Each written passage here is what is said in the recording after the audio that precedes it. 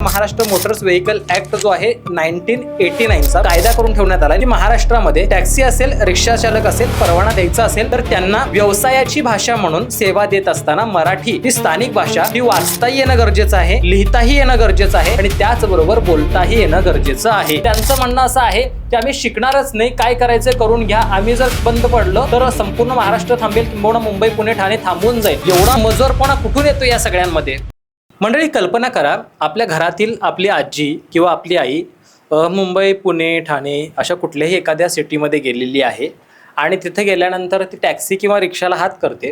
ती रिक्षामध्ये बसल्यानंतर ती सांगते की मला अमुक अमुक ठिकाणी जायचं आहे आणि तिला असं जर रिक्षावाल्याने सांगितलं की मला मेरे को आपकी लँग्वेज समझ में नहीं आ रही है, कहाँ जाना है कुछ पता नहीं आ रहा है, आणि तुमच्या आईला हिंदी येत नाही आहे किंवा इंग्लिशमध्ये तो बोलत असेल तर इंग्लिश येत नाही आहे आणि ती सध्या महाराष्ट्रात आहे आणि तिला दुसरी भाषा येत नसल्यामुळे तिला एखाद्या ठिकाणी जाताच येत नाहीये, अशी जर सिच्युएशन तयार होत असेल मग अशा परिस्थितीमध्ये चूक तुमच्या आईला, तुमच्या आजीला मराठी भाषाच फक्त येते ह्याची आहे की त्या रिक्षावाल्यांना हिंदी शिवाय किंवा इंग्लिश शिवाय दुसरी भाषा येत नाही, त्यांना मराठी येत नाही म्हणून त्यांची चूक आहे? विचार करायला लावणारा साधा प्रश्न आहे।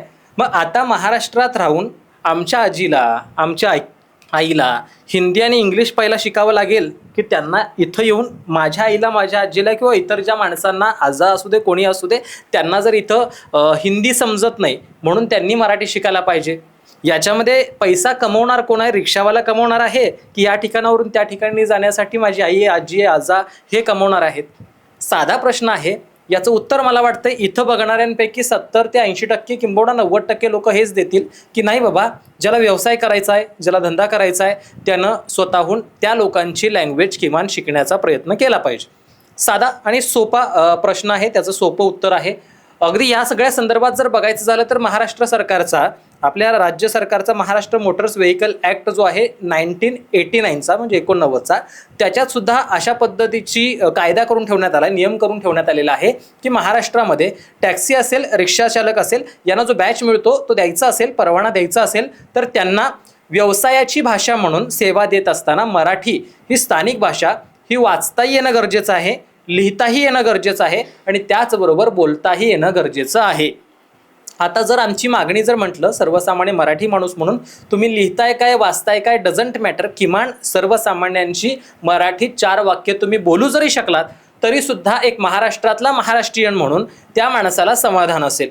परंतु आता ज्या पद्धतीनं, कायदा काय आजचा नाही आहे, मात्र आता ज्या पद्धतीनं राज्य सरकारने याची अंमलबजावणी करायला घेतली आणि जसं की सांगितलं 1 मे 2026 पासून याची अगदी काटेकोरपणे पालन केलं जाईल आणि सर्व रिक्षा चालकांना टेस्ट द्यावे लागेल आणि त्याच्या माध्यमातून त्यांना मराठी लिहिता, वाचता, बोलता जर येत नसेल तर त्यांचे लायसन्स, त्यांचे बॅच जे आहेत ते रद्द करण्यात येतील, किंबहुना त्यांना रिक्षाचा परवाना सुद्धा येणाऱ्या काळामध्ये मिळणार नाही आणि याची चौकशी होणार आहे, तपासणी होणार आहे म्हटल्यानंतर महाराष्ट्रात असणारे परप्रांतीय आलेले, बिहार असेल, यूपी असेल, अनेक राज्यातून आलेले परप्रांतीय लोक जे आहेत त्यांनी सरळ आंदोलन करायला सुरुवात केलेली आहे। RTOच्या समोर आंदोलनं करणं, मोर्चे काढणं इथपर्यंत त्यांचं धाडस झालेलं आहे आणि त्यांनी अल्टिमेटम सरकारला दिलेलं आहे की तुम्ही अमुक अमुक कालावधीमध्ये जर ते कायदे बंद केले नाहीत, माघारी घेतले नाहीत तर आम्ही थेट मोठ्या संपावर जाऊ।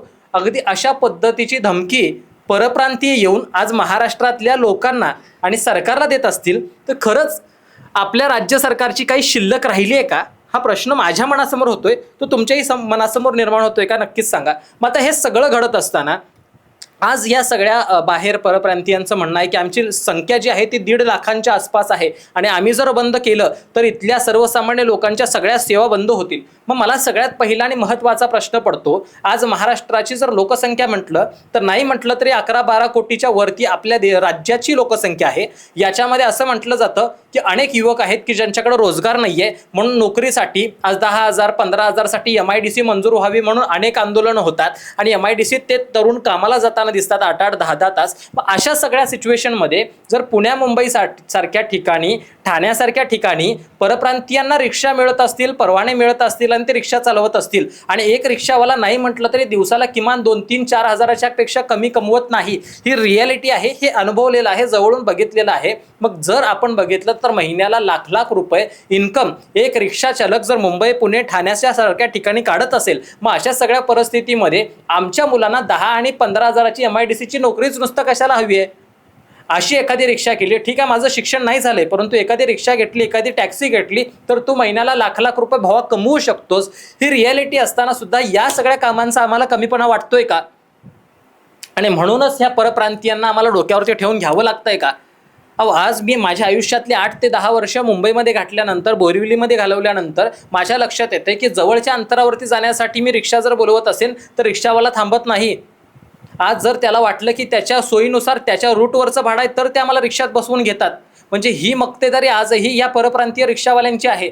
आजही त्या रिक्षावाल्यांची आम्हाला हिंदीतच बोलावं लागतं. ही रियालिटी आहे. मराठी बोललो तर त्या रिक्षावाल्यांना कळत नाही. ही वास्तविकता आहे आणि हे जवळून अनुभवलेलं आहे.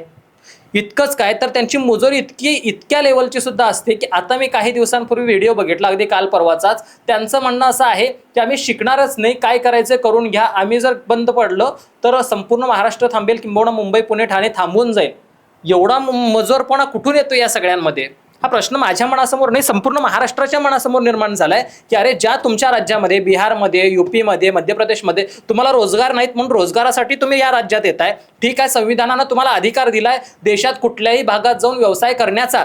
मग याचा अर्थ असा होत नाही आज मी ठीक आहे महाराष्ट्रीयन आहे, मी कर्नाटकात मध्ये जाऊन तिथं जाऊन म्हणत असेल की मी फक्त मराठीतच बोलणार आणि याच्या व्यतिरिक्त इतर भाषेत बोलणार नाही, तर तिथं मला उभं तरी करतील काय? आज मी ठीक आहे तुमच्या बिहारमध्ये आलो आणि बिहारमध्ये आल्यानंतर मी ठीक आहे व्यवसाय करणार आहे, रिक्षा चालवणार आहे, मी फक्त मराठीतच बोलणार असं म्हटलं तर तुमच्या लोकांना तिथं मराठी समजत नाही, म्हणून तुम्ही तिथं मला मराठी ऐवजी हिंदी शिकायला सांगाल की तिथं तुम्ही मराठी बोलायला शिकाल? सगळ्यात महत्त्वाचा साधा प्रश्न आहे, तुम्ही जर दुसऱ्या राज्यात जाताय, तिथल्या राज्याची भाषा जर तुम्हाला शिकायची नसेल तर तिथं जाऊन तुम्ही कमवण्याचा अधिकार आहे असं का म्हणताय? मला इतकंच सांगायचं, ठीक आहे तुम्हाला नाही येत आहे परंतु 5-10 वाक्य आम्हाला शिकायची तयारी आहे इतकं तरी सांगा. मोजकी बोली भाषेत लागणारी या बसा, किती रुपये झाले, एवढे झाले, तेवढे झाले, एवढं तरी तुम्हाला सांगता आलं तरी सफिशियंट आहे. कुठं जायचं एवढं विचारता जरी आलं तरी सफिशियंट आहे. तुम्हाला काय तिथं संवाद साधत बसायचं नाही आहे त्या आलेल्या ग्राहकासोबत. साधा प्रश्न आहे, त्यामुळं मोठ्या प्रमाणात वाईट वाटतंय. पण याच्याही पलीकडे जाऊन महाराष्ट्रातल्या मराठी माणसांचं सुद्धा मला दुःख वाटतं यासाठी की मी एका टॅक्सीवाल्याची बाईट बघत होतो. त्याचं साधं म्हणणं होतं की हम तो सीखना चाहते हैं लेकिन हमने आज तक हमारे सबोताल में ऐसा एटमॉस्फेयर ही तैयार नहीं हुआ, लोग हमारे साथ हिंदी में बात करते हैं, इसलिए हमारा सीखने का जो वातावरण है, माहौल है, वो नहीं बन पा रहा है. म्हणजे अशा पद्धतीचं त्यांचं माहोल का बनत नाही आहे? कारण तुम्ही स्वतः जाऊन त्यांच्याशी हिंदी बोलत असाल तर ते कशाला मराठी शिकण्याकडे वळतील? त्यामुळे सुरुवात करावी लागेल आपल्यापासून. प्रत्येक मराठी माणसानं मराठीत त्या सगळ्या रिक्षावाल्यांशी, टॅक्सीवाल्यांशी बोलावं लागेल, तेव्हा कुठे जाऊन या परिवर्तनाला सुरुवात होईल. आणि सगळ्यात महत्त्वाचं सांगायचं झालं तर याला कुठेतरी सुरुवात झालेली दिसते. मी एक छोटीशी रील सुद्धा बघितली ज्याच्यामध्ये अनेक लोक आहेत जे या सगळ्या टॅक्सी आणि रिक्षावरती कुठेतरी एक प्रकारे त्याला टाळतायत आणि स्वतः चालत जाऊन, बेस्टनं जाऊन किंवा बसनं वगैरे जाऊन आपल्या ठिकाणावरती पोहोचताना दिसत आहेत. म्हणजे एक प्रकारे या सगळ्यांचा जो मुजोरपणा आहे तो मोडून काढण्याचं काम काही प्रमाणात लोकांकडून केलं जात आहे. आजही मुंबई, पुणे, ठाण्यामध्ये अशा पद्धतीनं यांची मुजोरी जी आहे ती बाजूला सारण्यासाठी जनता एकत्र होताना दिसते. मला वाटतं एक तरी स्टंट किंवा एक तरी मोठा स्टँड आपल्या सगळ्यांना घ्यावा लागेल आणि यांना सांगावं लागेल की बाबांनो, इथून पुढच्या काळात किमान 4-5 वाक्य का असेनात तुम्ही मराठीत बोललीच पाहिजेत. ती जर बोलत असाल तर आणि तरच तुम्ही इथं व्यवसाय करा, अन्यथा करू नका. जबरदस्ती कोणावरतीही आम्ही करत नाहीये, परंतु तुम्हाला जर इथं महाराष्ट्रात राहायचं असेल तर किमान 4-5-10 वाक्य मराठीतली शिकावी लागतील. आणि याला जर तुम्ही सक्ती समजत असाल तर ही सक्ती समजा, कारण तसा कायदा आहे. व्यवसाय करायचा आहे तर मराठी भाषा शिकली पाहिजे. कायद्याच्या चौकटीच्या बाहेर आम्ही बोलत नाहीये, त्यामुळे शिका तर आणि तरच व्यवसाय करा. नाहीतर मराठी मुलं, विनंती असेल भावांनो, तुम्हाला विनंती असेल खरंच की MIDCत जाऊन 10-15 हजाराची नोकरी करण्यापेक्षा एखादी रिक्षा घ्या, भले लोन काढून घ्या. नक्कीच तुम्हाला मुंबई, पुणे, ठाण्यासारख्या सिटीमध्ये गेल्यानंतर उपाशी मरायची वेळ येणार नाही, हा विश्वास मी देतो. प्रयत्न करून बघा. आजच्यासाठी इतकंच. तुम्हाला काय वाटतं, मराठी सक्तीची झाली पाहिजे का? खरंच या व्यावसायिकांनी, रिक्षा चालकांनी, टॅक्सी चालकांनी मराठी शिकली पाहिजे का?